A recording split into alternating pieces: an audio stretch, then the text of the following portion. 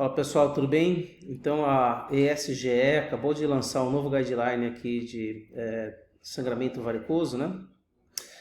Em novembro de 2022, esse aqui é o algoritmo. Eu vou detalhar os pontos principais para vocês, tá?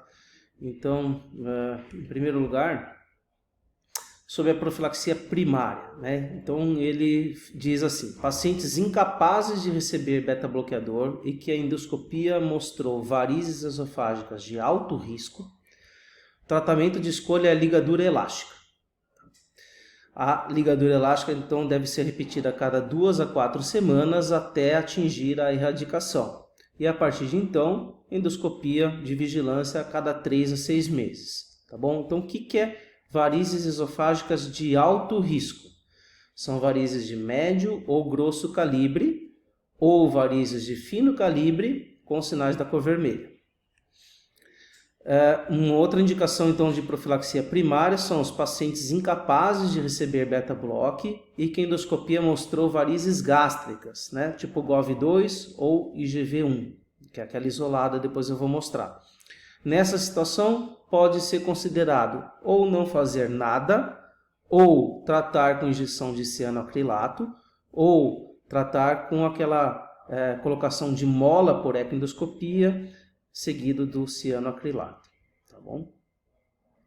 No sangramento agudo, então aquele primeiro quadrinho, vamos item por item aqui. Avaliação inicial e o manejo clínico quando a gente tem a suspeita de sangramento varicoso agudo, né? Ressuscitação hemodinâmica, utilizando cristalóides, aqui então é soro ou ringer. Uso parcimonioso da transfusão sanguínea, né? Então o objetivo é manter o HB entre 7 e 9, então HB abaixo de 7, que é o limite para a gente transfundir. Se o paciente tiver doença cardiovascular, insuficiência coronariana, aí o limite é HB de 8, tá bom? Vamos começar drogas vasoativas, terlipressina, octreotide ou somatostatina. Vamos dar então antibiótico, a escolha é a ceftriaxona 1 grama por 7 dias. Né? Então o antibiótico reduz o risco de infecção bacteriana, tanto pulmonar quanto PBE, reduz mortalidade, ressangramento e tempo de estadia hospitalar. Temporariamente vai suspender os antiagregantes e anticoagulantes que eventualmente o paciente use. Considerar intubação endotraqueal nos pacientes de alto risco. Quais são esses pacientes? Aqueles que estão com alteração do nível de consciência, agitação, né, na UTI, então você está suspeitando que o sangramento ainda está em atividade, melhor intubar ele. E considerar então um agente procinético antes da endoscopia. A escolha da ESGE é o antibiótico eritromicina, 250 mg, 30 a 120 minutos antes, né? E ele fala que não tem evidência da metoclopramida, mas se você não tiver eritromicina, pode usar a metoclopramida. E aí, próxima parte. Então a gente vai fazer a endoscopia, né, dentro de 12 horas da apresentação clínica, assim que o paciente estiver estabilizado. Aí, confirmou o sangramento varicoso. Como é que a gente confirma? Ou sangramento em jato, óbvio, está ali na nossa cara, ou sinais como esse, né? Um plug de fibrina, né? Mostrando um tampão ali que teve um sangramento recente. Existe uma terceira definição também, que já é mais questionável, que é a presença de sangue no estômago sem outra causa de sangramento, a não ser as varizes de esôfago. Então, olhou lá, não tem úlcera, não tem nada, mas aí entra na discussão se pode ser da gastropatia ou não. Enfim, essa é uma terceira definição. E aí a gente vai fazer a estratificação de risco do paciente. O que é isso? Paciente que é Child A, Child B sem sangramento, né, ou MELD menor que 11, né, esse é um paciente que está com baixo risco de um desfecho clínico ruim. O paciente que é Child B com sangramento ativo durante a endoscopia, apesar do uso de droga vasoativa, etc., né? O paciente que é Child C ou MELD maior que 19, alto risco de um desfecho clínico ruim. Então, esses pacientes podem se beneficiar do TIPS. Né? Então, a gente volta para lá.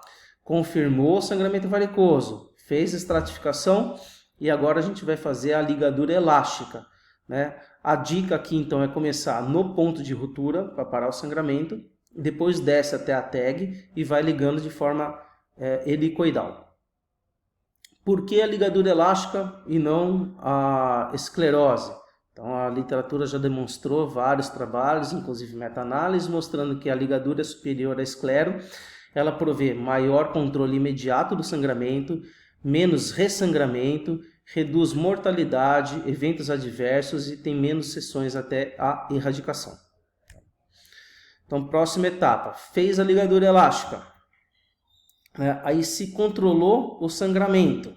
Aí vai continuar então as drogas vasoativas até no máximo 5 dias, pode até parar antes, existe essa discussão lá. E aí vai iniciar ou reintroduzir os beta-block. Vai também agendar uma endoscopia de controle, né, dentro de 2 a 4 semanas, 1 a 4 semanas ele coloca, acho que uma semana é muito pouco, mas enfim, está aqui no guideline 1 a 4 semanas para repetir ligadura, para fazer a profilaxia secundária das varizes, né? E naquele paciente de alto risco, vocês lembram, né, quem que era paciente de alto risco? Era esses daqui. Considerar então um TIPS dentro de 72 horas, né, o mais rápido possível. Vamos para o lado de cá então. Se continua a sangrar, tentei parar o sangramento com endoscopia, não consegui fazer o sangramento parar. Daí a gente vai considerar TIPS de urgência ou colocar aquele stent esofágico, não é disponível no nosso meio, ou aquele balão de Sangstake em Blackmore. Então essa é uma medida temporária, né, até a gente fazer, colocar um TIPS de resgate, por exemplo. O paciente parou o sangramento na hora com a ligadura, só que ele voltou a sangrar dentro de 5 dias. O que a gente faz? Ele coloca aqui opções, uma segunda tentativa de hemostasia endoscópica ou já vai para o TIPS de resgate. Então a gente viu aqui o sangramento de varizes de esôfago. Agora, se a gente faz endoscopia e a gente encontra o sangramento das varizes gástricas, o que a gente vai fazer? Então, classificar de acordo com Sarin. Vamos lembrar a classificação de Sarin, GOV1, são aquelas varizes que se estendem pela pequena curvatura. GOV2, as varizes esôfago-gástricas que se estendem pela grande curvatura. IgV1, varizes isoladas no fundo gástrico. E IgV2, varizes isoladas gástricas em qualquer outro lugar do estômago, né?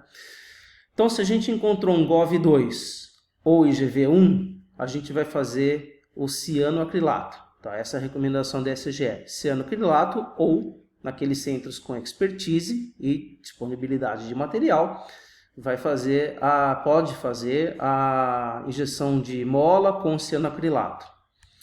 Fez endoscopia, está sangrando da GOV1. Pode daí utilizar ou ligadura elástica ou cianoacrilato. Tá? E se teve falha disso tudo, nas varizes gástricas, as opções são TIPS de urgência, balão de Sangstaking ou aquele BRTO, que é um procedimento endovascular que está indicado apenas nas varizes gástricas com shunt renal, não nas varizes esofágicas, tá?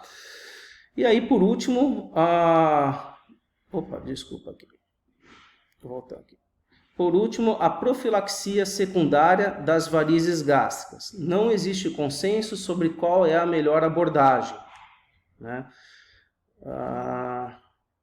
O beta-bloqueador é recomendado como tratamento adjuvante nos pacientes que têm as varizes esofágicas além das gástricas. Então, a maioria dos pacientes tem tanto varizes, né? O paciente tem varizes gástricas, geralmente ele tem varizes esofágica também. Então, está recomendado o beta-bloqueador.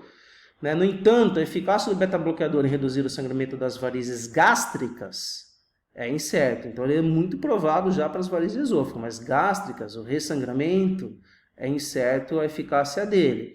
Então, tem 2 trabalhos prospectivos randomizados, um com propanolol, outro com carvedilol, que não mostrou nenhum benefício da sobrevida ou do ressangramento nesses casos. Então, também quando a gente repete o tratamento com cianoacrilato, também é duvidoso. Normalmente, aquele o cianocrilato é extruído de 1 a 3 meses, mais ou menos, a gente repete então mais ou menos em 3 meses para ver se está tudo bem, se tem que fazer uma segunda abordagem, mas isso não é recomendado pelo guideline, tá bom? Então era isso, espero que tenha esclarecido um pouquinho esse novo consenso da ESGE e estamos aí para tirar qualquer dúvida, tá bom? Obrigado.